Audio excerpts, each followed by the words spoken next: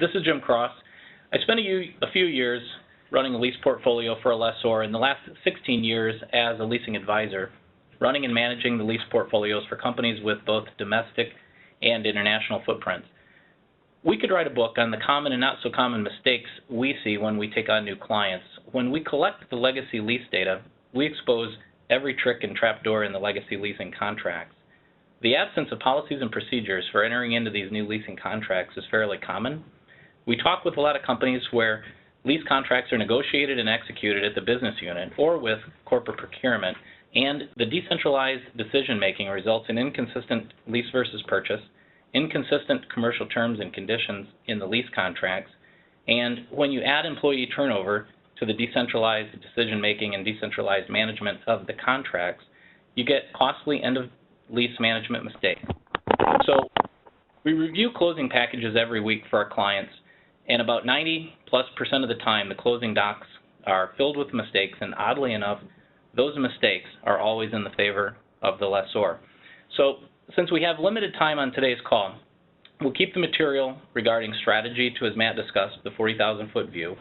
We recommend the lessees should develop a cohesive strategy for leasing that determines what to lease, which lessors to utilize for each asset class, how long to lease it for, coordinating the equipment returns process, which includes the ordering of the new replacement equipment.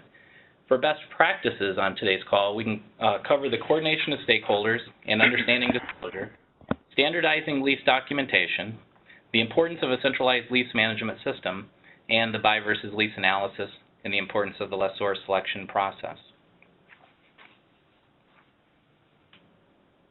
Jim Burns. CEO of Blue Sky Capital.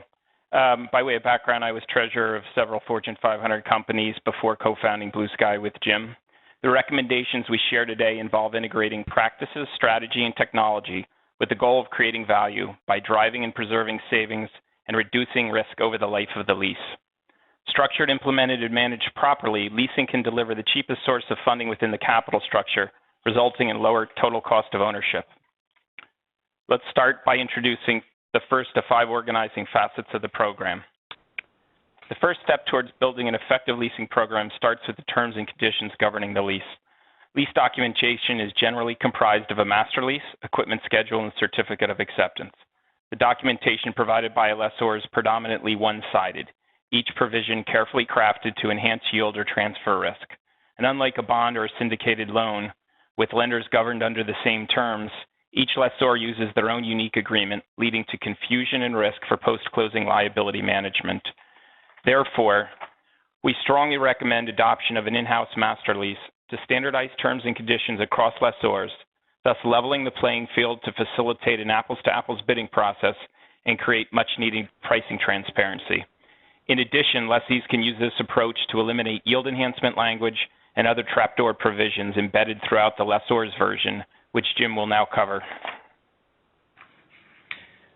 We strongly recommend bypassing the lessor master lease agreement and instead adopting a uniform set of lease docs. The lessors will push back. They will tell you how lessee-friendly their docs are, and they'll provide endless logic for why you should use their existing docs if they're a current lessor, or why you should use their docs for a new lessor relationship.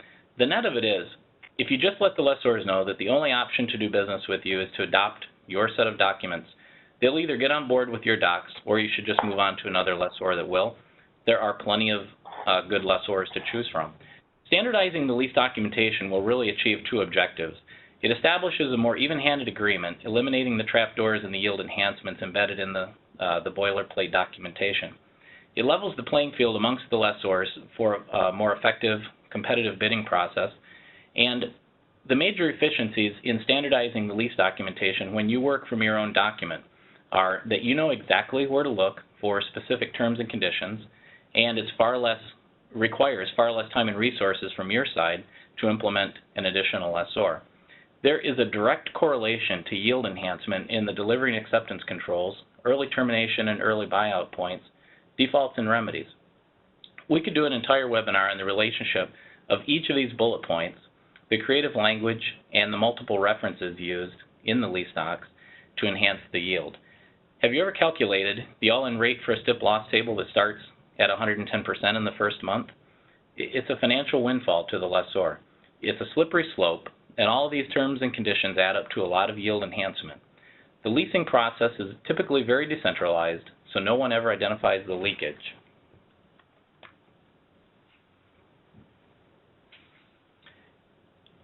In the interest of time, let's drill down in one particular adverse provision. Jim, can you cover that? Sure. Let me preface my comments by sharing some inside baseball about the leasing industry. There are two primary methods a lessor secures excess returns under lease. The first is called Interim Rent, whereby a lease which commences on any day but the first calendar day of the month or quarter is automatically extended so that the base term, 36, 48, 60 months, always starts on the first date of the following month or quarter. In the following example, we illustrate what a 4% dollar out lease with a 36-month base term and the impact of each additional day adds 5 basis points the lessee will pay over the life of the lease. So substantial savings can be achieved by addressing this in the master lease. In addition to base term extensions, lessees confront a similar challenge when progress payments are required. Here, the adoption of language moving from an interim rent provision to an interim interest formula resolves this issue when multiple drawdowns are required. All right, now let's move on to the topic of the decision-making and the buy versus lease process. There are really two steps. Since the capital acquisition process involves numerous phases and stakeholders, it's imperative to first adopt policies that clearly delineate the accountability and the responsibility. This means aligning decisions with subject matter experts in the organization. The operating units determine what capital assets are needed to operate their business. Purchasing spearheads the procurement decisions, with Treasury and Finance deciding on the best approach to finance the assets.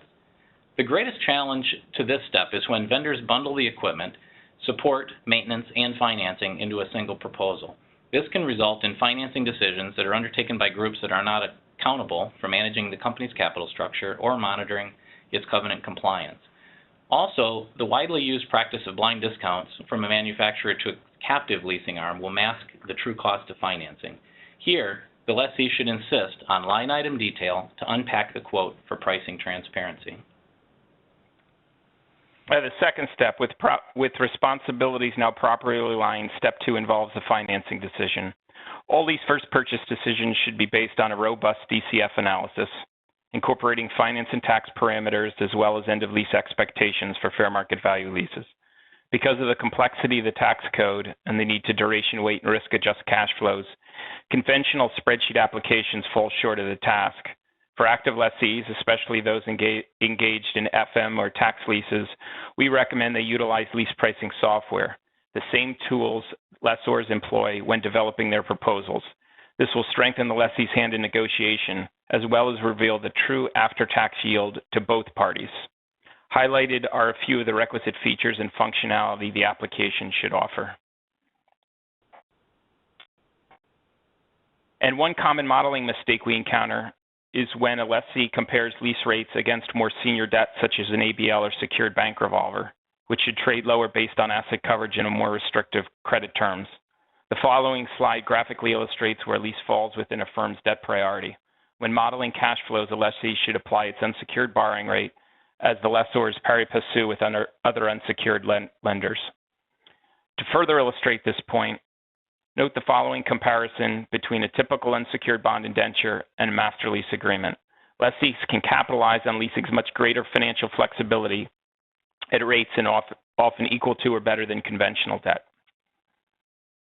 And on the buy side of the equation in the lease versus buy model, we often see a residual credit input that is grossly overstated. The lessees need to account for all of the costs, both time and materials, to manage the entire process of remarketing, packaging, shipping, the bill and collect process, as well as dealing with the post-sales issues. Many companies do not have the resources to remarket the used equipment, so they outsource it. So to net it out for this part of the equation, if the lessor can sell the equipment in the secondary market for $1, the residual credit in the lease versus buy analysis should really be closer to 50 cents to reflect the net credit on a P&L basis. A centralized lease management system is really key to creating a dashboard for the financial data, the audit reports, footnote disclosure, and managing the lessor relationships. A good lease management system will include a document repository that can house every document associated with the lease and track the financial and contractual obligations associated with the entire lease portfolio. Most lessors offer a system for all of their leases, but since most companies don't award 100% of their leasing business to one lessor for all of their assets, it requires access to multiple systems to manage and report on the entire lease portfolio.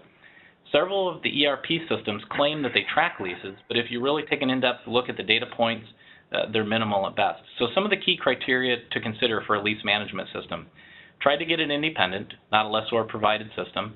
It's hosted, it's software as a service with regular updates, the ability to track and report at the asset or the schedule level, track and report on all of the cash flows related to the contract, automated emails for end-of-term notifications, and a lot of flexibility for detailed customization.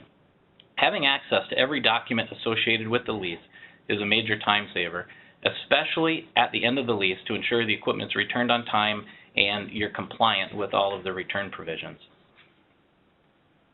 So to follow on what Jim was saying about making sure you return equipment on time, earlier we had discussed the first of two primary sources of excess returns captured by lessors. The second method for generating excess yield arises in fair market value leases in the form of a compulsory lease extension. This obligation is triggered at the end of the lease by missing a notification deadline, usually required 4 to 6 months in advance of the end of term.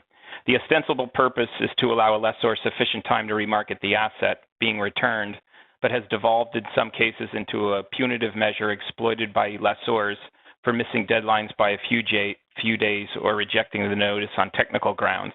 Extensions are hard-coded in MLAs anywhere from 90 days to a year. So lessees are particularly vulnerable when the lease has been assigned and the lessee has no pre-existing relationship with the new counterparty, i.e. the bottom feeders. As the attached chart illuminates, these involuntary extensions can have devastating consequences on the overall economics of a lease. So a 4% 36-month lease can be extended into an 18% yield if forced into a one-year extension. The fourth area concerns management need to possess a fundamental understanding of the accounting, tax, and legal disclosure requirements for the lease. The new accounting rules have been covered, so I'll just mention that under GAAP, leases are currently designated as capital or operating, with the bifurcation transitioning to on-balance sheet. For tax reporting, leases are designated as either true or conditional sale based on which party assumes residual risk and thus determines who's entitled to take the tax benefits. And then under the Commercial Code, an Article 2A lease establishes the lessor as the title holder, in contrast to an Article 9, which deems the lease as secured financing.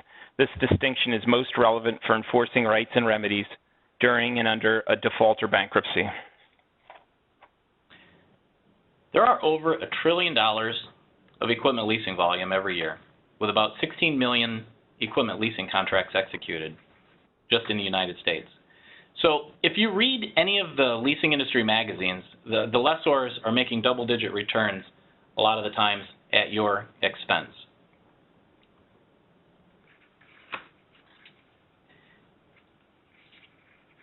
So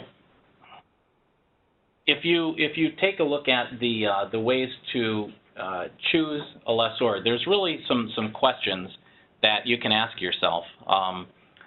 What markets they specialize in, how they price the credit facilities for those assets, and you can run an RFI for those specific asset classes even prior to the RFP. Where do you want? The next slide. Yeah. Oh, sorry. Okay, so as Jim was saying, unlike conventional capital markets with a reasonably efficient price discovery process, the lease finance market is very inefficient, characterized by substantial spreads in bids, where all rates can vary from hundreds of basis points from one lessor to the next, further compounded by their yield enhancement language.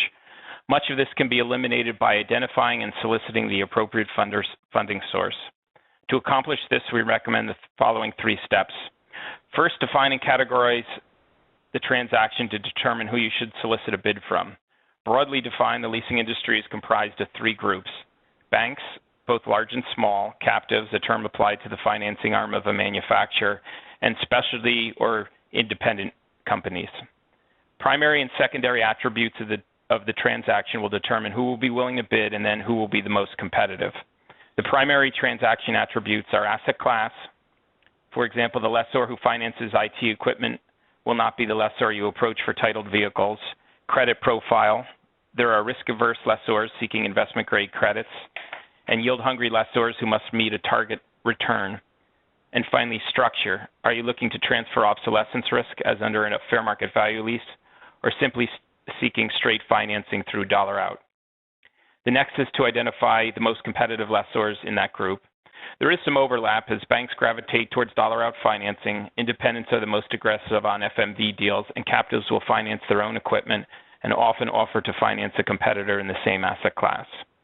With the field narrowed, the last is to solicit bids from at least the top three lessors you have identified, making sure all bids are based on the same RFP and master lease. All right, so there are really three stages of supporting every lease, and the best time to think about every detail associated with the end of the lease is at lease origination. We have an extensive list of items that can be negotiated after the lease is offered.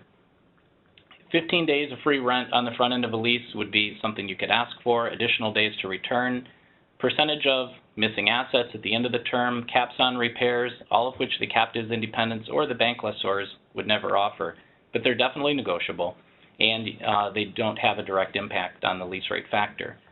Identifying which lessors are the best fit for every asset class and then running a competitive bid will yield savings. It is so much more effective to get master lease agreements in place with lessors and manage those relationships versus running a reverse auction for a lease rate factor. To address life cycle management, through the life of the lease, there are several events that require attention: mergers, divestitures, acquisitions, upgrades, assignments.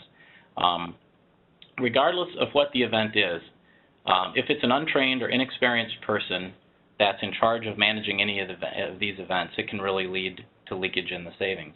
And the end of lease is equally to or more important than the origination.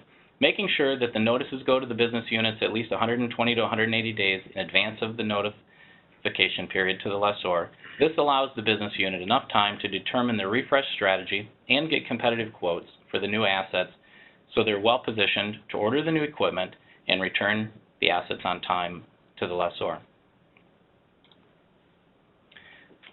There's no substitute for experience to lead the strategy and to develop the best practices for a leasing program.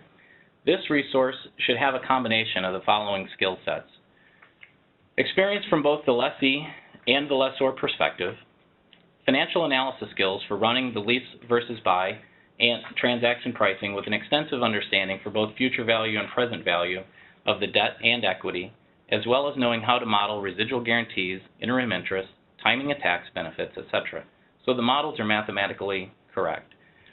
An in-depth understanding of both the legal and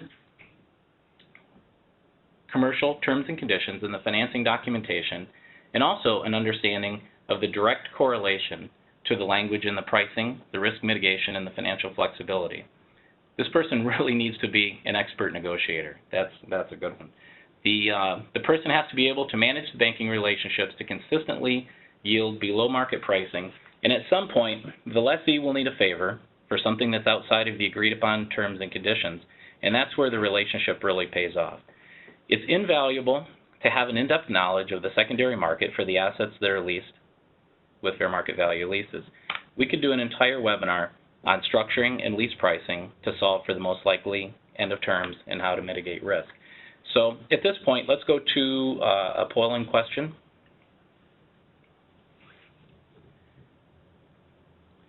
So the polling question here is, who determines what lessors your organization does business with?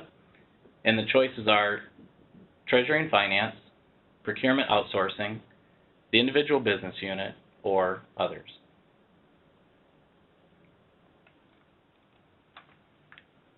And while these questions come in, one of the things you might want to think about are, based on the material that we've covered with this time so far, what questions you might have at the end of term, and we'll be prepared to address those as well. So it looks like most of the results are in, and about 32% of the decisions, 33, yes, keeps going up, Treasury Finance. So it seems to be a clear winner that, you know, it's where it belongs.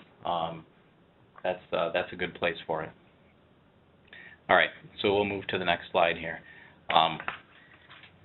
Talk a little bit about why there's so much leakage. It really boils down to having experienced personnel to lead, manage, and negotiate every facet of the life of the lease. There can be major cost leakage over the life of the lease, starting with everything from incorrect H15 indexing on the pricing to onerous return provisions. Just like Vegas, the odds are in favor of the house if the lease contracts aren't carefully negotiated and the end of the term proactively monitored and managed.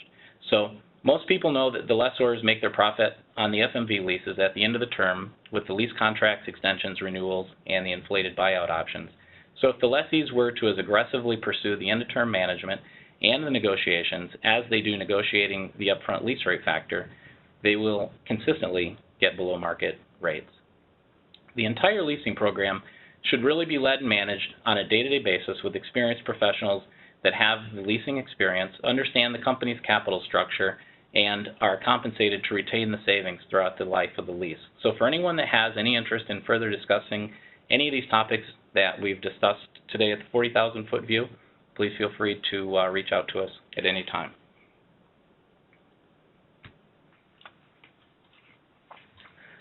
All right, Jim and James, thank you for that. We'll conclude here with a few points for people to consider as we end our presentation here, and then we'll open it up to questions and answers.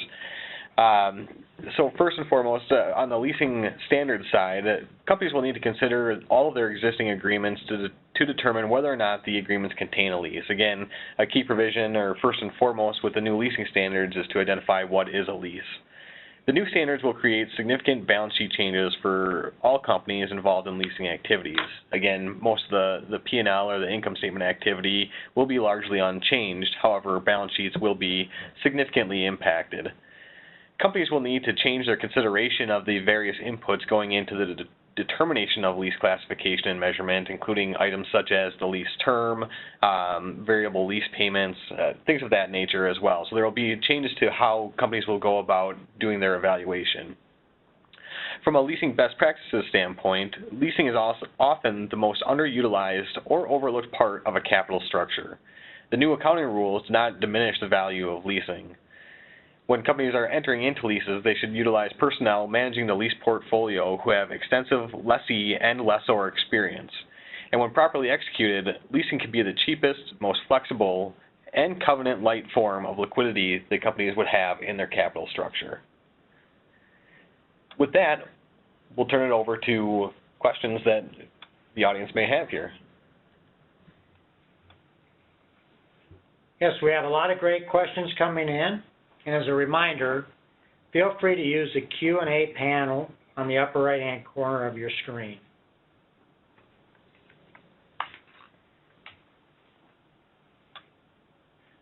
First one we have, it is my understanding correct that the new lease provisions, rental lease agreements will need to be presented on the balance sheet.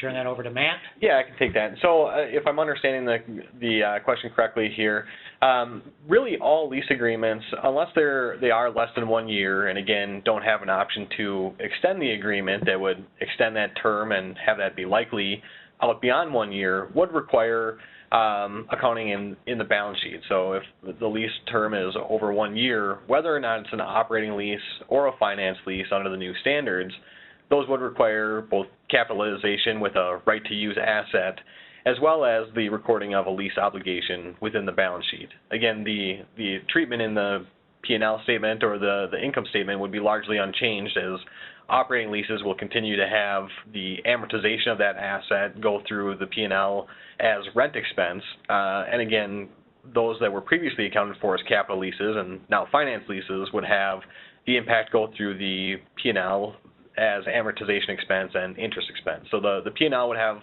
really no change, and the balance sheet would require capitalization of an asset and the recording of a liability no matter what. Thanks, Matt. This one could be for James or Jim. Can you recommend any good lease management software systems? Sure, I'd be glad to take that. So there are systems out there. One of the things that we could do is we have a list of them. We could actually go through, if people were specifically interested in the pros and the cons of the different systems, feel free to reach out to us and contact us. Thank you, Jim. Looks like another accounting question. I am a non-public company with the year end of 12/31. I want to conform. When would we have to adopt? 2020? Yeah, that's correct. So non-public companies are required to adopt the standard for years beginning after December 15th, 2019. So essentially 2020. The one thing that I would say with that, though, is, companies shouldn't wait until 2020 to really start evaluating this, especially if your historic financial statements have been presented on a comparative basis.